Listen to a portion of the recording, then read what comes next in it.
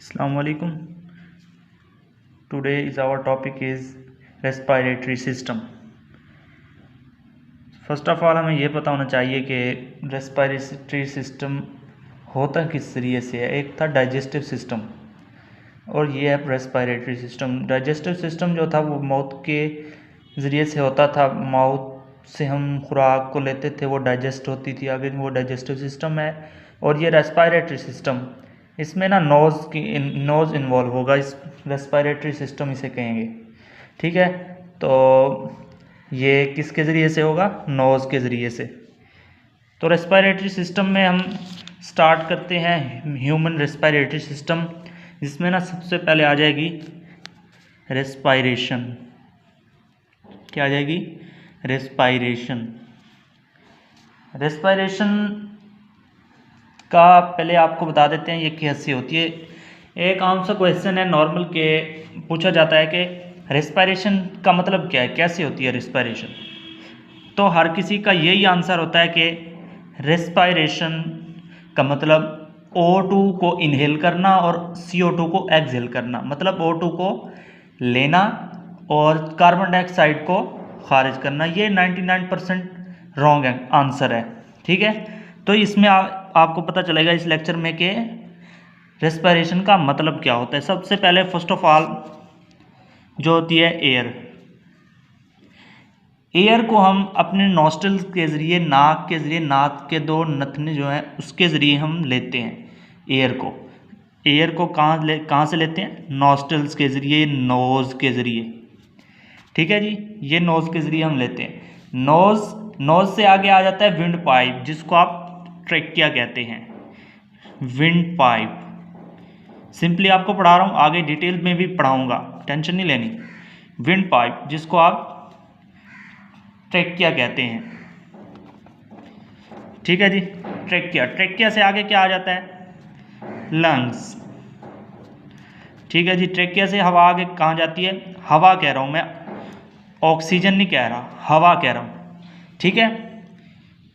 ये गलती नहीं करनी कि कोई पूछ ले कि रेस्पिरेशन का क्या मतलब है। ये नहीं कहना कि O2 को लेना और कार्बन डाइऑक्साइड को खारिज करना, ये रॉन्ग आंसर है, ठीक है। कहना है कि एयर को लेना और कार्बन डाइऑक्साइड को एक्सहेल करना। तो लंग से आगे जाएगी ब्लड में, वो फिर आपको फर्दर डिटेल में मैं पढ़ा देता हूँ, समझ आ जाएगी आपको, ठीक है जी। रेस्पिरेशन जो प्रोसेस है उसमें फर्स्ट ऑफ ऑल मेनली आपने डेफिनेशन में उसमें ये लिखना है आपने C6H12O6, ठीक है। ये कार्बन डाइऑक्साइड बन जाएगी और प्लस वाटर भी रिलीज होगा, और साथ ही साथ ये क्या चीज़ है, ये ATP एनर्जी ये भी रिलीज होगी। ये ATP किस में पाई जाती है?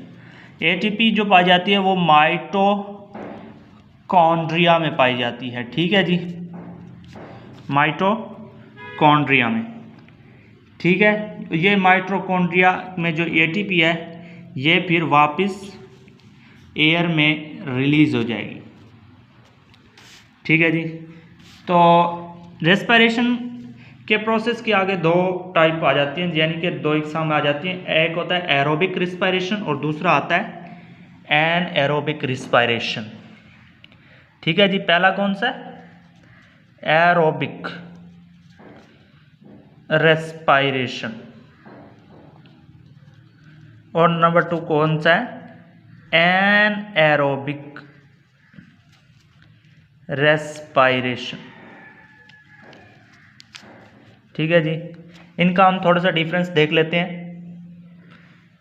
इसमें सबसे पहले एरोबिक, लफ्ज़ से ही जाहिर है एरोबिक O2 की प्रेजेंस में जो होगा, O2 की प्रेजेंस में जो होगा प्रोसेस, उसको क्या कहेंगे? एरोबिक। और जो O2 की एब्सेंस में होगा उसको क्या कहेंगे? एनारोबिक। उसको एनारोबिक प्रोसेस कहेंगे, एनारोबिक रेस्पिरेशन प्रोसेस, ठीक है जी। इसमें भी लिख सकते हैं आप C6H12O6 combined to form CO2 plus H2O plus ATP। इसमें 38 मॉलिक्यूल ATP के बनते हैं, जो कि आप लिखना चाहें तो लिख सकते हैं। ठीक है जी। और इधर जो ऑक्सीजन की एब्सेंस में हो रहा है प्रोसेस, इधर कैसा होगा C6H12O6। जब ये आगे जाएगा तो इससे एथेनोइक एसिड, ठीक है जी, एथेनोइक एसिड, तो lactic acid plus carbon dioxide भी बन सकती है इसमें। ठीक है जी, लैक्टिक एसिड, कार्बन डाइऑक्साइड और प्लस ATP तो लाजमी ही बननी है। ठीक है जी, ये आप लिखें तो लिख सकते हैं, ना लिखें तो कोई मसला नहीं। ये पॉइंट लाजमी देखना है आपने नंबर 2 पे। इसकी एग्जाम्पल आ जाएगी, इसकी एग्जाम्पल में आ जाएगा ह्यूमन बीइंग्स O2 की प्रेजेंस में, O2 की प्रेजेंस में आ जाएगा ह्यूमन बीइंग। ठीक है जी, ह्यूमन बीइंग, एनिमल्स,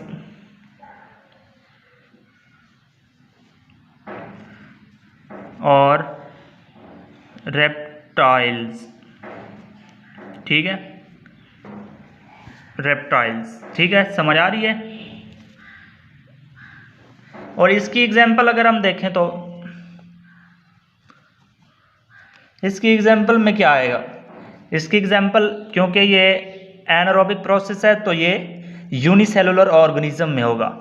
ठीक है, यूनिसेलुलर ऑर्गेनिज्म, यूनिसेलुलर ऑर्गेनिज्म में ये प्रोसेस होगा क्योंकि ये एनारोबिक है। ठीक है, तो ये किन किन में होगा, बैक्टीरिया, नंबर 2 पे आ जाएगी इन्हीं की यूनिसेलुलर ऑर्गेनिज्म में bacteria, fungi virus, fungi virus. ठीक है जी, ये तो हो गया प्रोसेस एरोबिक और एनारोबिक। आगे आ जाएगा कि ये ऑक्सीजन, बहुत से एनिमल्स हैं जिनकी टाइप्स है, कोई लंग से लेता है, कोई गिल्स है, कोई स्किन से, कोई ट्रेकिया के जरिए सांस लेते हैं। तो ये मैं आपको बता देता हूँ डिटेल से, इंशाल्लाह समझ आएगी आपको। लंग्स, फर्स्ट ऑफ ऑल हम देखेंगे लंग्स के जरिए कौन कौन से एनिमल्स सांस लेते हैं। ठीक है जी, कौन कौन सांस लेते हैं लंग्स के जरिए, कौन कौन। ठीक है जी, सबसे पहले आ जाएगा एनिमल्स। एनिमल्स, एनिमल्स में कौन आ जाता है, ह्यूमन बीइंग, ह्यूमन बीइंग्स, इंसान भी आ जाते हैं, वो लंग से लेते हैं। साफ ज़ाहिर आपको पता है कि फेफड़ों के जरिए ही इंसान सांस लेता है। तो नंबर 2 पे आ जाएगा लेजर्ड्स। ठीक है जी, लेजर्ड्स भी लंग्स के जरिए सांस लेते हैं। और फ्रॉग, फ्रॉग्स भी सांस लेते हैं लंग्स के जरिए, बट इनमें एक चीज़ आपने याद रखनी है, फ्रॉग सांस तो लेते हैं लंग्स के जरिए, कब लेते हैं, जब वो ऑन दी अर्थ हों, ऑन दी अर्थ, जब वो ज़मीन के ऊपर होंगे फ्रॉग्स, मेंढक, तब ये सांस लेंगे लंग्स के जरिए। ठीक है जी, जब ये ऑन दी अर्थ हों, ज़मीन के ऊपर हों, तब ये सांस लेंगे लंग्स के जरिए। तो फिर आ जाएगा गिल्स। गिल्स के जरिए क्या कौन सांस लेता है, तो इसमें है फिश। ठीक है जी, गिल्स के जरिए मछलियां सांस लेती हैं। नंबर 3 पे आ जाएगा स्किन। स्किन, स्किन के जरिए कौन कौन से सांस लेते हैं एनिमल्स, फ्रॉग लिखे हैं इसमें, उधर हमने लिखा है लंग्स के जरिए ऑन द अर्थ होगा फ्रॉग। इधर भी फ्रॉग आ गया है, तो इसका मतलब साफ ज़ाहिर है कि वो जब वो इन दी वाटर होगा, वाटर में होगा, इन वाटर। ठीक है जी, जब वो वाटर में होगा तब वो स्किन के जरिए सांस लेगा। ठीक है जी, अर्थवॉर्म में इसमें में आ जाता है स्किन में, स्किन के जरिए अर्थवॉर्म भी सांस लेते हैं, अर्थवॉर्म भी स्किन के जरिए ही सांस लेते हैं। नंबर 4 पे आ जाता है जो स्ट्रोमेटा, स्ट्रोमेटा, यह तो हर किसी को पता है कि स्ट्रोमेटा प्लांट्स में पाए जाते हैं, ठीक है। स्ट्रोमेटा लीफ के अंदर होते हैं, ठीक है जी। लीफ प्लांट्स, प्लांट्स जो हैं वो स्ट्रोमेटा के जरिए लेते हैं, सांस लेते हैं, ठीक है। नंबर 5 पे आ जाता है ट्रेकियल ट्यूब, वो एनिमल्स जो जिनमें ना सिर्फ लंग्स होते हैं, ना फेफड़े, ना गिल्स, ना स्किन के जरिए सांस लेते हैं, और वो ट्रेकियल ट्यूब के जरिए सांस लेते हैं। मतलब एक ट्यूब होती है, एक इसकी एग्जांपल में आ जाते हैं इसकी ट्रेकियल ट्यूब की एग्जांपल में आ जाते हैं इंसेक्ट्स, ट्रेकियल ट्यूब, जिनमें ट्यूब लाइक रेस्पिरेटरी सिस्टम होता है। इस तरह ट्यूब होती है, उधर से ही रेस्पिरेटरी सिस्टम होता है, सांस उधर से ही लेते हैं, उधर से ही वापस जाता है। एक ट्यूब की शक्ल में होती है उनकी रेस्पिरेशन का सिस्टम जो होता है, ठीक है जी। इसमें आ जाते हैं इंसेक्ट्स, इंसेक्ट्स, और नंबर 2 में इसमें है कॉकरोच, कॉकरोच, ठीक है जी। कॉकरोच में भी इसी में ही आ जाते हैं कॉकरोच, इंसेक्ट्स और कॉकरोच ट्रेकियल ट्यूब के जरिए जो सांस लेते हैं, ठीक है। और 6 नंबर पे ऐसे भी हैं जो जर्नल बॉडी सरफेस, यानी कि ऊपर वाली बॉडी से सिर्फ तह के जरिए, बॉडी के ऊपर स्किन जो है ना, इधर से ही सांस ले लेते हैं, वो भी हैं जनरल बॉडी सरफेस, ठीक है जी। 6 नंबर पे जो अपनी जिल्द के जरिए सांस ले लेते हैं। जनरल बॉडी सरफेस में आ जाते हैं सारे यूनिसेलुलर ऑर्गेनिजम्स, ऑर्गेनिजम्स, ठीक है जी। तो ये हो गए लंग्स के जरिए, human beings, animals, lizards, frogs on the earth. Gills के जरिए आपको पता है जस्ट फिश, स्किन के जरिए फ्रॉग इन दी वाटर, जब में होगा वाटर में होगा तब फ्रॉग लेगा, स्किन के जरिए earthworms, stomata, leaves, plants, tracheal tube, insects, tracheal tube insects में होती है, कॉकरोच में, और जनरल बॉडी सरफेस से यूनिसेलुलर ऑर्गेनिज्म जस्ट, ठीक है। और रेस्पिरेटरी सिस्टम का पहला स्टेप जो शुरू होता है, ये तो था मैंने आपको जनरल मैकेनिज्म बता दिया इतनी डिटेल में, ठीक है। जो रेस्पिरेटरी सिस्टम जिनमें होता है वो तो आगे आ जाता है। नंबर 1 पे रेस्पिरेटरी सिस्टम मेनली स्टार्ट करने लगे हम। नोज, सांस हम कहाँ से लेते हैं? नाक के जरिए, नॉस्ट्रिल्स के जरिए, जो 2 खाने हैं नाक के सामने वाले, ठीक है जी। नोज में एयर इंटर होती है, एयर इंटर होती है जैसे ही वो नॉस्ट्रिल्स में जाती है, ठीक है जी। नॉस्ट्रिल्स, नाक के नथने, नॉस्ट्रिल्स, ठीक है जी। नॉस्ट्रिल्स में क्या होता है? इस एयर, जब ये एयर आ गई है, ये पता नहीं है कि साफ है गंदी है, एयर वो नाक में आई है, नाक उसको एक्सेप्ट करेगा, आगे लगे हैं नोजल हेयर्स, ठीक है जी। नोजल हेयर्स ये इस हवा को फिल्टर करेंगे, फिल्ट्रेशन का काम करेंगे ये, ठीक है जी। नोजल हेयर्स को इन साइंस लैंग्वेज में क्या कहेंगे? सीलिया, ठीक है जी। नोजल हेयर को क्या कहेंगे?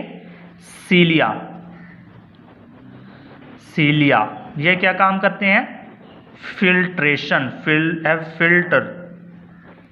फिल्टर कर देते हैं एयर को, ठीक है जी। नंबर 2 पे आ जाएगा, ये तो हो गया नोज का काम, नोज एंड। नंबर 2 पे क्या आएगा? फेरिंग्स, नोज से आगे जो नाली निकलती है उसको क्या कहते हैं? फेरिंग्स। नोज और माउथ के दरमियान जो नाली है उसको क्या कहते हैं? फेरिंग्स। जहाँ नोज और माउथ की ट्यूब आके मिलती हैं उसको क्या कहते हैं? फेरिंग्स,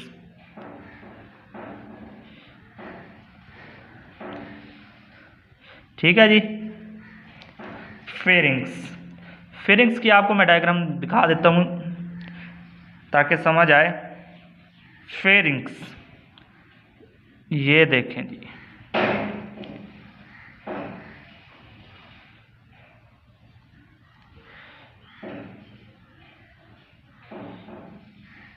ठीक है जी। ये हो गया नोज, ये आ रही है नोज से नाली।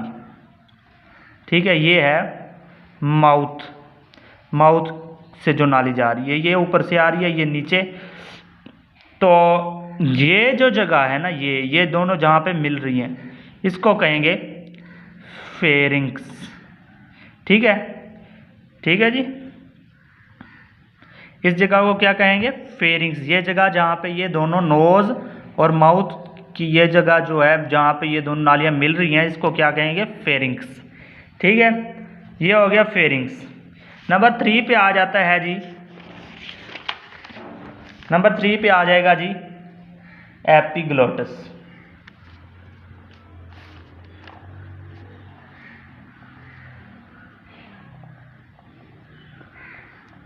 एपिग्लोटिस,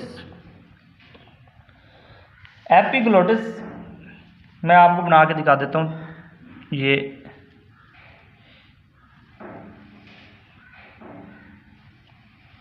हो गई जी 2 नालियाँ। ठीक है जी। ये जो इस साइड वाली होगी ना, ये आएगी माउथ से। ठीक है, ये कहाँ से आएगी? माउथ से। तो ये साफ ज़रा ये होगी नोज से, जो आएगी नोज से जो नाली आएगी, ये माउथ से, ये नोज से। ये माउथ से जो आ रही है, इसको ये फिर साफ ज़रा फूड पाइप होगी, फूड पाइप होगा ये। और ये जो है ये विंड पाइप होगा। ऊपर से दोनों इकट्ठी हैं। ठीक है, लहदा इधर आके लहदा हो जाती हैं। ठीक है जी, ये हो गया विंड पाइप। तो ये विंड पाइप जो है, ये आगे जाके कहाँ खुलेगा? लंग्स में। और ये कहाँ खुलेगा? स्टमच में, स्टमक। ये कहाँ खुलेगा? स्टमक में। ठीक है जी, ये माउथ से आ रही है और स्टमक में खुल रही है, ये नोज से आ रही है और लंग्स में जा रही है। ठीक है, ये हो गया एपिग्लोटिस। ये जो जगह है ना, ये एपिग्लोटिस है। ठीक है, एपिग्लोटिस। इसके बाद आ जाएगा विंड पाइप, जिसको आप ट्रेकिया भी कहते हैं। ठीक है, नंबर 4 पे आ जाएगा, इधर ही बना देता हूँ, विंड पाइप, जिसको आप क्या कहते हैं? Trachea. Wind pipe means trachea, सांस की नाली। उर्दू में क्या कहेंगे? सांस की नाली। ठीक है जी। तो विंड पाइप मैं आपको ये भी बना के दिखा देता हूँ आपको, ये किस तरह होगा। ये देखें, ये है जी नाली एक। क्या है ये? क्या है? Wind pipe. विंड पाइप के ऊपर क्या होगा? ग्लॉटस, ग्लॉटिस। ठीक है जी। और ये इधर आ जाएगा, जो एक मैं आपको बना देता हूँ, 1 मिनट।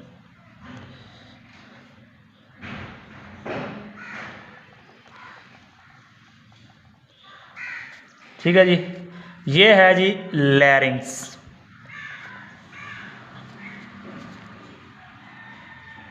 ये क्या है? लैरिंग्स,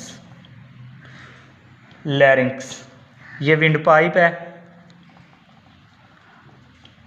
ट्रेकिया है, it's mean wind pipe mean trachea. और ये जो है, ये कार्टिलेज की बनी हुई है, कार्टिलेज। तो अब ये कार्टिलेज की बनी हुई है। ये जो हम देखते हैं कि एक नाली, ये जो है ना गर्दन के ऊपर, इधर से एक उभार होता है। किसी बुजुर्ग को देखें आप, नौजवान में तो खैर नहीं होता, बुजुर्गों में देखें तो आपको उभार सा नज़र आएगा, एक गिल्टी सी नज़र आएगी गर्दन पे। वो गिल्टी जो इस शेप की होती है, उसको क्या कहते हैं? Adam Apple. उस गिल्टी को क्या कहेंगे जो कार्टिलेज की बनी हुई है? Adam's apple. ठीक है जी, एडम्स एप्पल कहेंगे, जो गर्दन पे नज़र आती है, आम से बुजुर्ग लोगों के गर्दन पे नज़र आती है गिल्टी सी, उसको क्या कहेंगे? Adam's apple. ठीक है जी। ये आगे कहाँ जाके खुलेगी? लंग्स में। ये आगे जाके कहाँ खुलेगी? लंग्स में। ये जो लेरिंग्स मैंने आपको बताया ना, लेरिंग्स इधर से ही, ये जो है ना, ये लेरिंग्स से ही आगे वॉइस बॉक्स बनता है, वॉइस बॉक्स। होता है, ठीक है ना। ये वोकल कॉर्ड्स में होता है, वोकल कॉर्ड्स होते हैं इसमें, वोकल कॉर्ड्स जो कि वाइब्रेट करते हैं, आगे वाइब्रेट करते हैं तो फिर साउंड पैदा होती है, साउंड क्रिएट होती है। इट्स मीन साउंड क्रिएट होती है। क्या होती है? लेरिंग्स में हवा जैसे ही आती है, हवा जैसे ही लेरिंग्स में आती है, वो वॉइस बॉक्स में होती है, वॉइस बॉक्स में वोकल कॉर्ड्स होते हैं जो कि वाइब्रेट करते हैं तो साउंड प्रोड्यूस होती है, ठीक है जी। साउंड प्रोड्यूस होती है। और ये जो मैंने बताया था आपको कि यहाँ पे एडम्स एप्पल है ना, जो ये सिर्फ मेल्स में होता है। ये इम्पोर्टेंट पॉइंट है, ये आप राइट डाउन कर सकते हैं।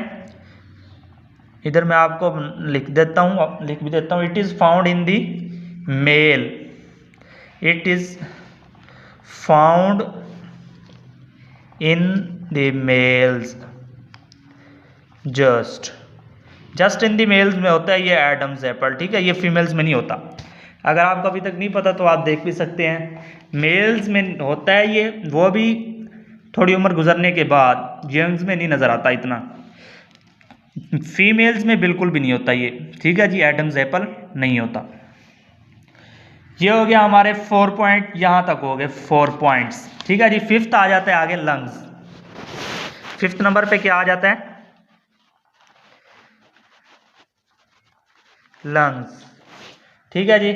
लंग्स में मेन रेस्पिरेटरी ऑर्गन है ये। लंग्स जो होता है ना, ये respiratory organ, main respiratory organ है, रेस्पिरेटरी ऑर्गन। लंग क्या है? Main respiratory organ. तो ये फेफड़ों का फिर कलर कैसा होगा? फेफड़ों का कलर कैसा होगा? कलर होता है इनका पिंक, गुलाबी, ठीक है जी। ये फेफड़े हैं, उर्दू में भी लिख देता हूं मैं आपको। कलर इनका क्या होगा? गुलाबी। वो अलग बात है कि ये आगे जाके ब्लैक हो जाता है, कुछ डिफरेंट ब्राउन हो जाता है, वो फिर आपकी एक्टिविटीज़ पर डिपेंड करता है। आपकी एक्टिविटीज़ कैसी हैं, सिगरेट नशा वगैरह करते होंगे तो फिर ऐसा हो जाएगा, ब्राउन दूसरा कलर होगा। लेकिन नेचुरल कलर जो है ना वो पिंक है, ठीक है, पिंक। तो ये अब लंग्स की स्टडी को फिर क्या कहेंगे हम? लंग्स की स्टडी को क्या कहेंगे फिर हम? लंग्स की स्टडी को पल्मोनोलॉजी, पल्मो मीन लंग्स होता है, ठीक है जी। लंग्स की स्टडी को क्या कहेंगे? Pulmonology. Pulmon means lungs, logy means study. Study about the lungs known as pulmonology, ठीक है जी। और इनका वेट कितना होगा? वेट लंग्स का कितना होता है? नॉर्मली 1.3 kg इन हेल्दी पर्सन, 1.3 kg इन हेल्दी पर्सन, ठीक है। और इसके लंग्स के बाहर जो मेम्ब्रेन होती है लंग्स के बाहर, उसको क्या कहते हैं? प्लूरा। मेम्ब्रेन जो होती है उसको क्या कहते हैं? प्लूरा। लंग्स के बाद जो मेम्ब्रेन होती है उसको प्लोरा कहते हैं। अब मैं आपको डायग्रामेटिकली आपको समझा देता हूँ कि लंग्स इन रियल कैसा होता है, ठीक है जी। डायग्राम देखें फिर आप।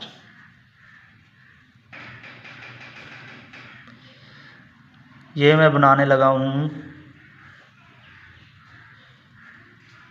लंग्स, ठीक है जी।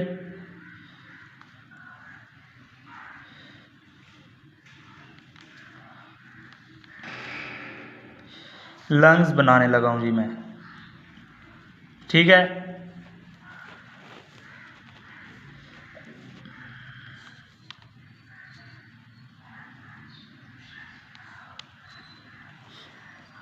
डायग्राम मुझे नहीं बनानी आती ज़्यादा, तो कोशिश करता हूँ कि आपको समझ आ जाए, ठीक है। ये हो जाएगा इस तरह फेफड़ा, ठीक है जी। ये डायग्राम होगी इसकी। ये हो गया लंग्स, ठीक है जी। लंग्स के नीचे वो फिर डायफ्राम होता है, वो भी पढ़ाऊंगा, इसी लेक्चर में होगा वो भी। ठीक है, लंग्स ये हो गया जी लंग्स। ठीक है, इसके बाद मेम्ब्रेन भी होती है, वो जो मैंने बताई थी ऊपर, कौन सी, प्लूरा। इस मेम्ब्रेन को प्लूरा कहते हैं। डायग्राम अच्छी नहीं बनी लेकिन समझाने की कोशिश करता हूँ।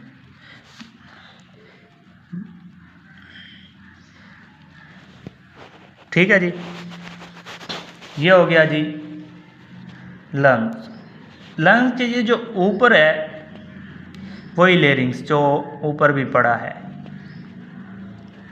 था ऊपर, लेरिंग्स। ठीक है, ये लेरिंग्स है और ये क्या होगा फिर, ट्रेकिया,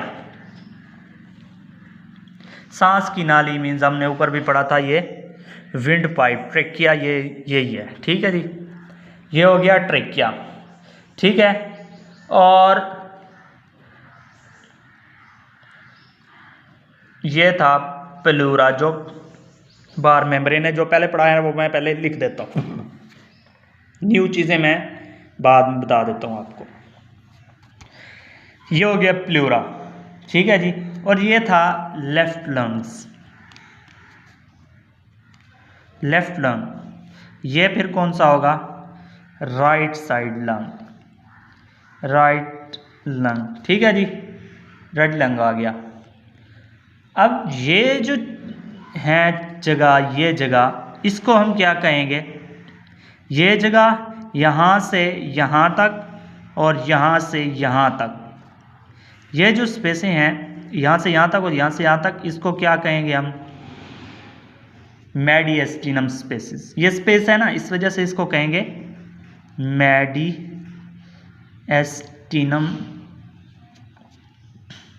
ये जो कि स्पेस है, इस वजह से मैं ब्रैकेट में लिख देता हूँ स्पेस। ठीक है जी, मेडिएस्टिनम स्पेस।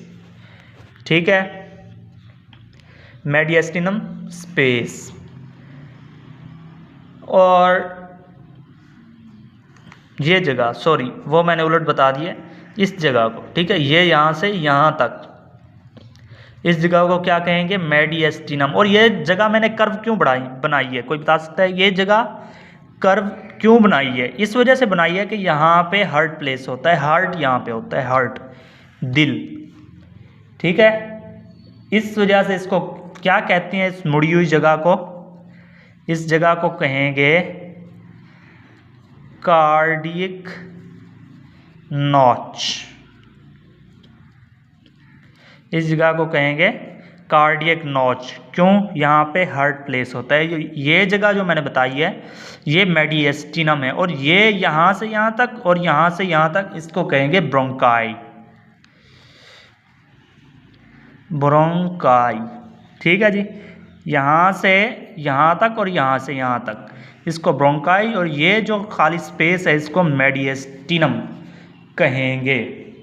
ठीक है जी, और आगे चलते हैं। इसके आगे फेफड़ों में जो आगे फिर मज़ीद डिवीजन होती है, इसमें आगे फिर गुच्छेनुमा साख्तें होती हैं फेफड़ों के अंदर। ठीक है, तो इनको क्या कहेंगे, ब्रोंक्यूल्स। क्या कहेंगे, ब्रोंक्यूल्स।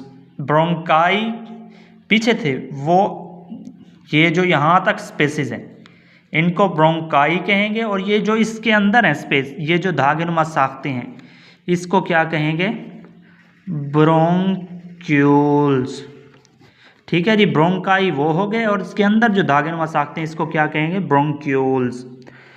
ब्रोंक्यूल्स आगे उसकी इस तरह कप शेप, लास्ट में ये एडिज जो होते हैं वो ये इस तरह होते हैं।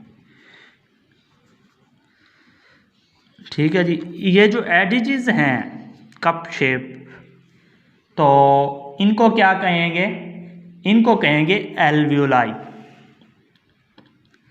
एल्वियोलाई। ठीक है जी, एक मर्तबा मैं रिवाइज कर देता हूँ इस चीज़ को। सबसे पहले आ जाता है लेरिंग्स। लेरिंग्स के आगे ट्रेकिया, सांस की नाली, तो ये आगे दो फेफड़ों में तकसीम हो जाती है।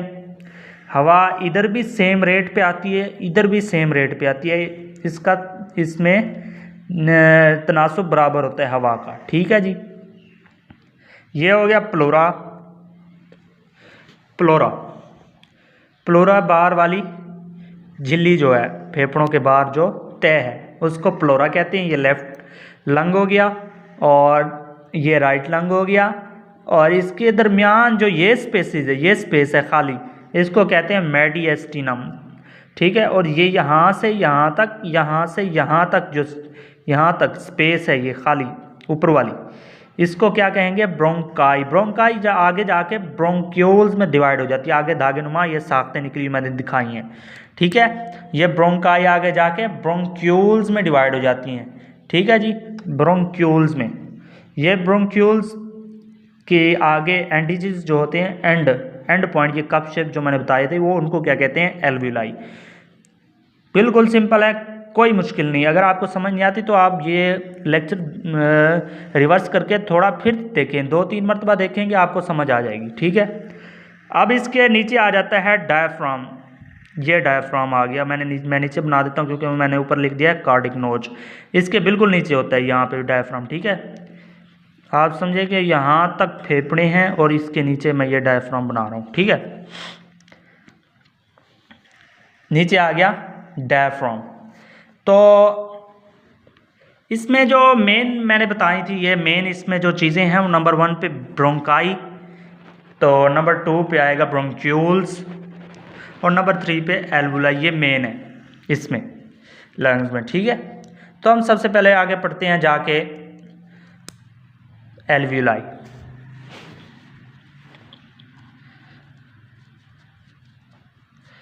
एल्वुलाई, ठीक है जी, एल्वुलाई। एल्वुलाई जो है फेफड़ों के जो फंक्शन होते हैं ना, वो एल्वुलाई करता है। ठीक है, ये यूनिट ऑफ रेस्पिरेटरी सिस्टम भी है। ठीक है, क्या है? Alveoli unit of respiratory system भी होता है। ठीक है, unit of respiratory system, unit of respiratory system भी इसको कहते हैं। इसकी जो शेप होती है वो कैसे होती है? एल्वुलाई मैंने आपको ऊपर बना के दिखाई है। शेप जो है कप शेप या ग्रिप्स लाइक। ठीक है, ग्रिप्स लाइक अंगूरों की तरह भी ये शेप होती है, अंगूर भी तो इसी तरह के होते हैं ना, गोल। तो इसकी शेप कौन सी होगी? Grapes like. ठीक है जी, ग्रेप्स लाइक शेप होगी इनकी।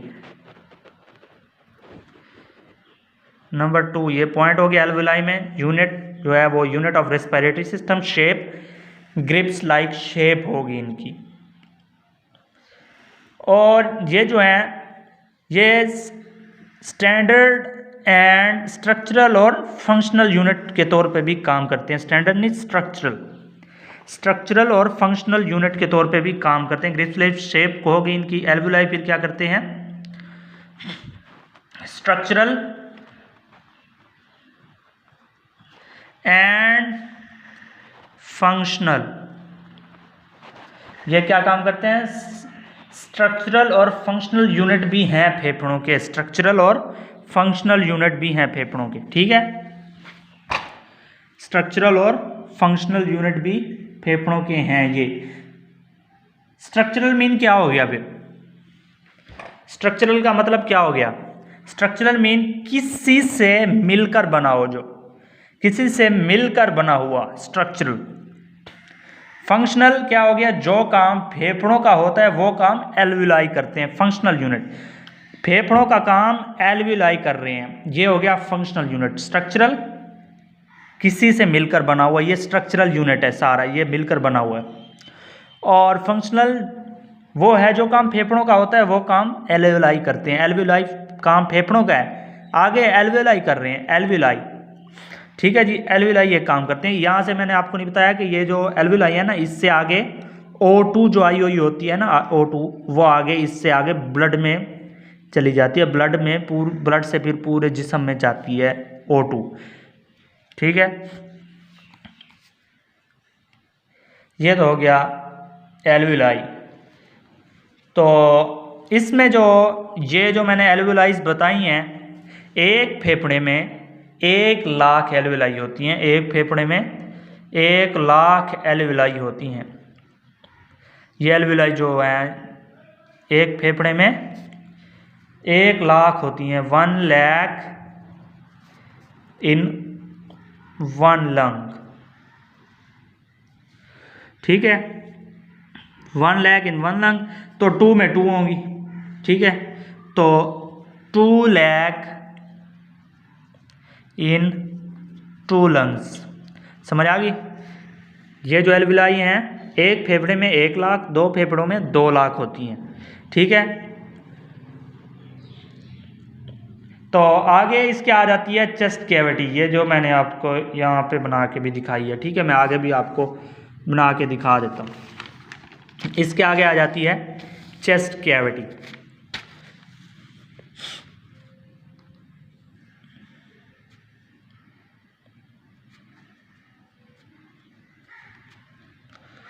चेस्ट कैविटी, ठीक है जी। चेस्ट कैविटी डायफ्राम के बिल्कुल नीचे, ये क्या है, डायफ्राम के बिल्कुल नीचे, जस्ट बेनेथ, ठीक है जी, बेनेथ, जो वर्ड भी आप यूज़ कर रहे हैं कर सकते हैं, बिल्कुल नीचे, डायफ्राम के नीचे बिल्कुल, हमने क्या वर्ड यूज़ किया है, बेनेथ। बेनेथ मतलब बिल्कुल नीचे। हम यहाँ पे अंडर भी यूज़ कर सकते थे, इन भी यूज़ कर सकते, क्यों नहीं किया? अंडर मीन होता है जैसे छत के नीचे, टेबल के नीचे, ये लिखा है मैंने बेनेथ, बिल्कुल नीचे। जैसे ही फेफड़े खत्म होते हैं उसके बिल्कुल नीचे ये पेट है, डायफ्राम है, ठीक है, इसलिए वर्ड यूज़ किया है beneath, beneath both the lungs. और डायफ्राम जो है ना, बेनेथ बोथ द लंग्स, ये इसलिए मैं पूरा लिख रहा हूँ ताकि आप भी अगर नोट कर रहे हैं तो ये आपको समझ आ जाए। वैसे मैं लिख देता डायफ्राम बेनेथ, आपको फिर आपको जब आप रिवाइज करने के लिए देखते तो आपको ये समझ ना आती कि क्या लिखा था मैंने। ये तो हो गया डायफ्राम। तो ये मस्कुलर आर्गन भी है,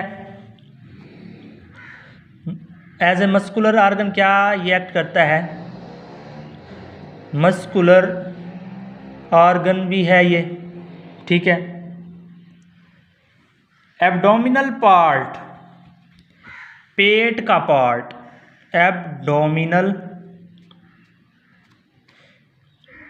पार्ट, एब्डोमिनल पार्ट मीन क्या हो गया, स्टमच, पेट, ये स्टमच ही है, समझे, समझे क्या, ये है stomach, abdominal part.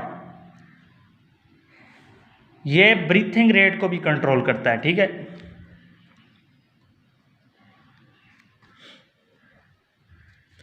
Breathing rate को कंट्रोल करता है, ठीक है जी, ब्रीथिंग रेट को कंट्रोल करता है। जो आपने पढ़ा होगा पीछे के, जब हम ऑक्सीजन इनहेल करते हैं तो डायफ्राम एक्सपेल करता है, फूलता है डायफ्राम, जब हम एक्सहेल करते हैं तो वो रिलैक्स हो जाता है, ठीक है जी। यही है कि ब्रीथिंग रेट में भी रेगुलेट करता है, ठीक है। आगे आपको मैं इसके बारे में बता देता हूँ कि ये 1 मिनट में हम कितनी एयर इनहेल और एक्सहेल करते हैं, ये मैं आपको बता देता हूँ, ये ब्रीथिंग रेट में ही आ जाएगा। 1 मिनट में 7 to 8 litre,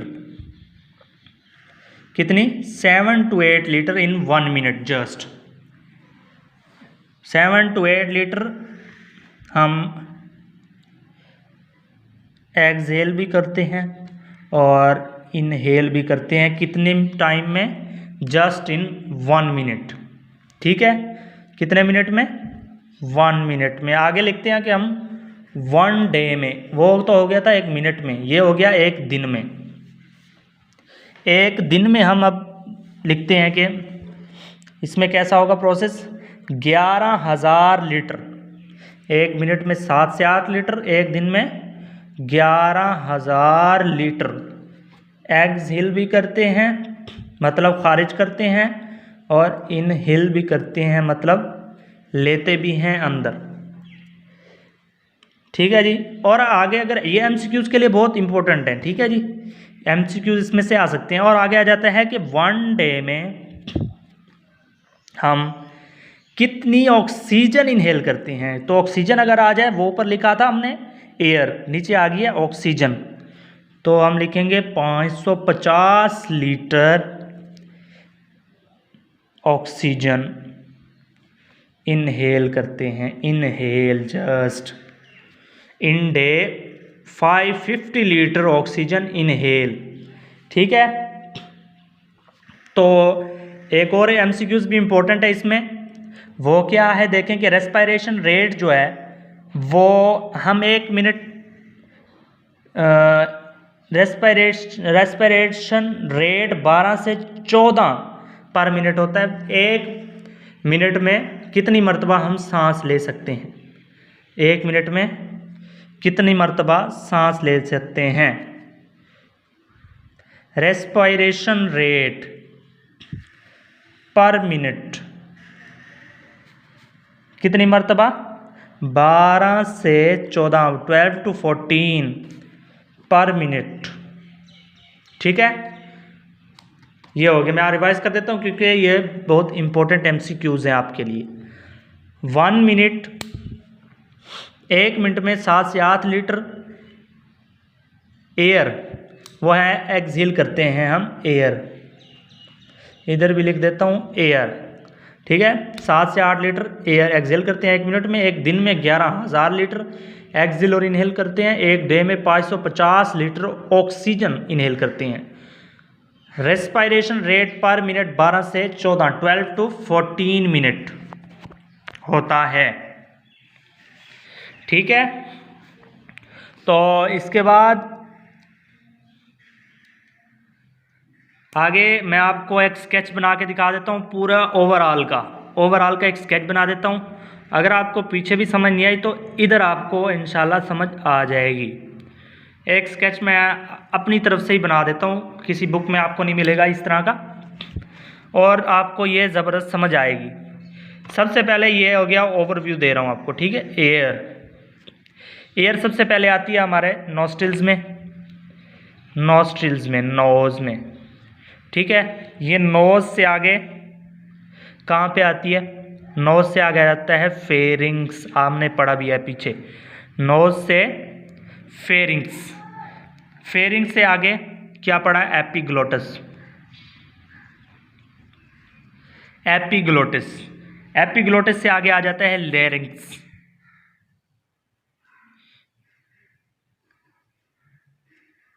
larynx, air, nose, pharynx, epiglottis, larynx.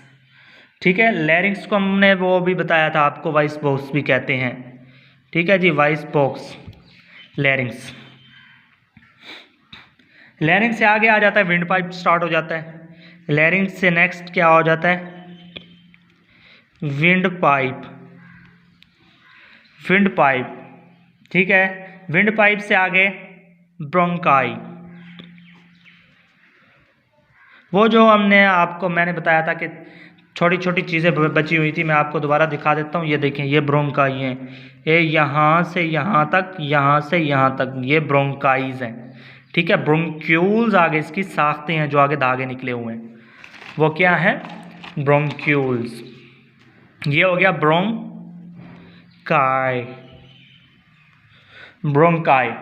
Bronchi से आगे फिर वही ब्रोंक्यूल्स।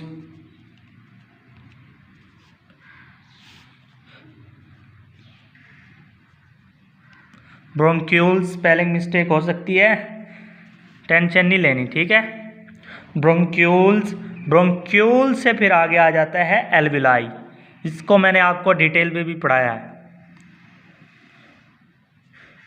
एल्वियोलाई जो है वो मैंने बताया यूनिट ऑफ लंग्स है। ठीक है, डिफ्यूजन प्रोसेस में भी इसी में भी होता है एल्वियोलाई में, और इसमें ऑक्सीजन जो है वो एक्सहेल होती है और O2 इनहेल होती है। मैं आपको लिख भी देता हूँ। ठीक है, ये क्या है, यूनिट ऑफ लंग्स। ठीक है जी, ये क्या है? Unit of lungs. और इसमें यूनिट ऑफ लंग्स है तो इसमें क्या होगा? Defiant process. Defiant process, defiant process होगा इसमें ना O2 कार्बन डाइऑक्साइड एक्सहेल होगी और O2 इनहेल होगी। ठीक है जी, O2 इनहेल होगी। और इससे आगे जो एल्विलाई आगे चलता हुआ, एल्विलाई के आगे आ जाता है पल्मोनरी वेन। पल्मोनरी वेन जो ऑक्सीजन को आगे कैरी करके ले जाती है पूरी जिस्म के लिए। आगे मैं आपको बताता हूँ। पल्मोनरी वेन से आगे आ जाती है लेफ्ट ऑरिकल्स, लेफ्ट ऑरिकल। ठीक है, लेफ्ट ऑरिकल के आगे आ जाता है लार्ज आर्टरी, जिसको हम एओर्टा भी कहते हैं। लेफ्ट ऑरिकल के आगे क्या आ जाता है? एओर्टा, जिसको हम लार्जेस्ट आर्टरी भी कहते हैं। Largest artery. एओर्टा के आगे आ जाता है स्मॉल आर्टरी। स्मॉल आर्टरी जो है वो आगे जाके ऑर्गन, एक एक ऑर्गन को जाके सप्लाई कर देती है ऑक्सीजन। ऑर्गन, ये हो गया जी ऑर्गन। ठीक है, तो मैं दोबारा रिपीट कर देता हूँ। एयर नोज में आएगी, नोज से आगे फेरिंग्स ले जाएगा, कैरी करेगा। फेरिंग्स से एपिग्लोटस, एपिग्लोटस से लैरिंग्स, लैरिंग्स से आगे विंड पाइप, विंड पाइप से ब्रोंकाई, ब्रोंकाई से ब्रोंक्यूल्स, इससे एल्वेलाई, एल्वेलाई से पल्मोनरी वेन कैरी करेगी। इससे आगे लेफ्ट ऑरिकल्स, लेफ्ट ऑरिकल से आगे एओर्टा, एओर्टा से आगे स्मॉल आर्टरी, जो कि पूरे ऑर्गन्स को, हर ऑर्गन को अलग अलग जाके देगी ऑक्सीजन। ठीक है, एयर, ऑक्सीजन नहीं एयर। तो मैं आपको ये भी बता देता हूँ इसकी अलहदा सेपरेशन के एयर की, के यहाँ तक ये जो हमने पढ़ा है ब्रोंक्यूल्स, ये जो हमने पढ़ा है ये ब्रोंक्यूल्स तक, ये जगह ये जो पढ़ी है ये ब्रोंक्यूल्स, ये ब्रोंक्यूल्स तक ये है। इधर होगा एयर प्रोसेस, एयर प्रोसेस होगा यहाँ पर। ठीक है, एयर प्रोसेस यहाँ पर होगा ब्रोंक्यूल्स तक। और ये जो पार्ट है एल्वेलाई, एल्वेलाई यहाँ पे डिफियन प्रोसेस होगा। ठीक है, क्या होगा? डिफियन प्रोसेस लिखा हुआ भी है मैंने नीचे कि डिफियन प्रोसेस होगा इसमें। तो इधर क्या होगा? ऑक्सीजन, आपको यहाँ पे ऑक्सीजन नज़र आएगी, यहाँ तक एयर थी, आगे ऑक्सीजन आपको नज़र आएगी। ये जो यहाँ पे पार्ट है ऑर्गन तक, पल्मोनरी वेन से ऑर्गन तक ऑक्सीजन, ऑक्सीजन आपको नज़र आएगी। ठीक है, सो मैंने अपनी पूरी कोशिश की आपको समझाने के लिए। तो बेस्ट ऑफ लक। लेक्चर एक मरतबा समझ नहीं आएगा, 3-4 मरतबा देखें आप इसको गौर से, तो मैं आपको स्टार्ट से एक मरतबा रिव्यू भी करा देता हूँ ताकि आपको अच्छी तरह से समझ आ जाए।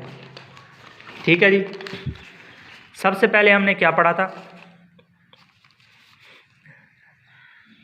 आज का हमारा टॉपिक था जी रेस्पिरेटरी सिस्टम, रेस्पिरेशन। ये तो आपको आना ही चाहिए, छोटी क्लासेस से पढ़ते आ रहे हैं। Air, nose, windpipe, lungs, blood. तो फिर रेस्पिरेटरी सिस्टम जो है वो 2 टाइप के आगे respiratory system aerobic, anaerobic. Aerobic जो होगा वो O2 की प्रेजेंस में होगा, एनारोबिक O2 की एब्सेंस में होगा। ये जो एरोबिक प्रोसेस होता है ह्यूमन बीइंग, एनिमल, रेप्टाइल्स में होता है। और जो एनारोबिक रेस्पिरेशन होती है वो यूनिसेलुलर बैक्टीरिया, फिंजाई, वायरस वगैरह में होती है। Lungs, Gill, skin, stomata, trachea, ये तो मैंने आपको डिटेल से ही पढ़ाया था। नंबर 1 पे आ जाती है नोज। एयर जो है वो नॉस्ट्रिल्स के ज़रिए इनहेल होती है, अंदर आती है। नॉस्ट्रिल्स में नोजल हेयर होते हैं जिसको हम सीलिया कहते हैं, साइंटिफिक लैंग्वेज में सीलिया, जो कि फिल्ट्रेशन का काम करते हैं। ठीक है, फिल्ट्रेशन का काम करती हैं। आगे नंबर 2 पे आ जाती है फेरिंग्स। ये मैंने आपको स्ट्रक्चरली भी बता दिया है, नोज़ और इसके माउथ के दरमियान जो ये जगह है इसको फेरिंग्स कहते हैं, ठीक है जी। और इसके आगे नंबर 3 पे आ जाती है एपिग्लोटिस। क्या आ जाती है? एपिग्लोटिस। एपिग्लोटिस ये मैंने आपको स्ट्रक्चरली बता दिया है कि यहाँ ये नाली जो है माउथ है, माउथ से आती है, ये नोज से आती है, माउथ से आती है तो साफ ज़रा फूड पाइप होगा, ये विंड पाइप होगा, ये स्टोमच में एंड होती है, ये लंग्स में एंड होती है। फोर्थ पे आ जाता है विंड पाइप, ट्रिकिया भी कहते हैं इसको। ये कार्टिलेज का बना होता है, ये ग्लोटिस हो गया। ऊपर जो पड़ा है ये लेरिंग्स है, और इसमें वॉइस बॉक्स आगे मैंने बताया, वोकल कार्ड, फिर वाइब्रेट होते हैं, साउंड पैदा होती है। ये जगह जो गर्दन पे मैंने बताई थी, ये उभरी हुई जगह होती है उभार, उसको क्या कहते हैं? Adam's apple. ये सिर्फ मेल्स में पाया जाता है, ठीक है जी, सिर्फ मेल्स में पाया जाता है। विंड पाइप ये सामने है। लंग्स, फेफड़े जिसको कहते हैं 5 नंबर पे, मेन रेस्पिरेटरी ऑर्गन जो है जिसमें सारा प्रोसेस होता है वो लंग्स है, ठीक है। कलर इसका मेनली नेचुरली, कौन सा? नेचुरली जो कलर है, नेचुरली कलर जो है वो पिंक है। आगे आपकी एक्टिविटीज़ पे डिपेंड करता है कि इसका कलर आप कैसा करना चाहते हैं, ब्लैक करना चाहते हैं, क्या सिगरेट पीना है, वो तंबाकू नोशी, वो गलत चीज़ें तो आ जाती हैं आगे। तो इसकी स्टडी को क्या कहें? लंग्स की pulmonology. Pulmon mean lungs, logy mean study. Wait इसका कितना होता है लंग्स का? 1.3 kg। मेम्ब्रेन जो इसके बाहर ये झिल्ली मैंने बताई थी, ये क्या है? प्लूरा। ये डायग्राम आप गौर से देखेंगे तो आपको समझ आएगी, ठीक है। Alveoli, unit of the respiratory system, ये एक इकाई है रेस्पिरेटरी सिस्टम की। शेप इसकी ग्रिप लाइक्स, ये grapes like. Structural and functional unit हैं, और ये जो एल्वुलाई हैं, एक फेफड़े में 1 लाख होते हैं, ठीक है। 2 फेफड़े हैं तो 2 लाख होंगे, ठीक है जी। और आगे हमने पढ़ा था चेस्ट कैविटी। चेस्ट कैविटी जो डायफ्राम है वो बेंथ ऑफ द बोथ लंग्स के नीचे बिल्कुल है, मस्कुलर ऑर्गन है। तो ये आपको मैंने डिटेल से ही पढ़ा है। Abdominal part stomach, breathing rate control करता है। ये 1 मिनट में 7 to 8 litre air exhale inhale होती है। एक दिन में 11,000 लीटर एयर, और एक दिन में 550 litre air oxygen O2। Respiration rate पर मिनट 12 to 14 मिनट। ये सारा जो मैंने अपनी तरफ से बताया आपको ये बिल्कुल करेक्ट है। ये सारा जो मैंने पढ़ा है उसका ये निचोड़ है, नतीजा है। ये देखेंगे पूरा समझ आ जाएगा, पूरा देखेंगे तो ज़बरदस्त समझ आ जाएगा, ठीक है जी। दुआ में याद रखना, मिलते हैं फिर नेक्स्ट लेक्चर में। ये मेरी फर्स्ट एफर्ट थी, तो इंशाल्लाह आपको पसंद आएगी। इसको अगर आपको अच्छा लगे तो मेरे चैनल को सब्सक्राइब कर दें, लाइक कर दें, शेयर कर दें, अपने दोस्तों को बताएं, अपने फ्रेंड्स को बताएं इसके चैनल के बारे में। तो इंशाल्लाह मैं मज़ीद लेक्चर भी बनाऊंगा आपके लिए। तो थैंक यू सो मच। अल्लाह हाफिज़।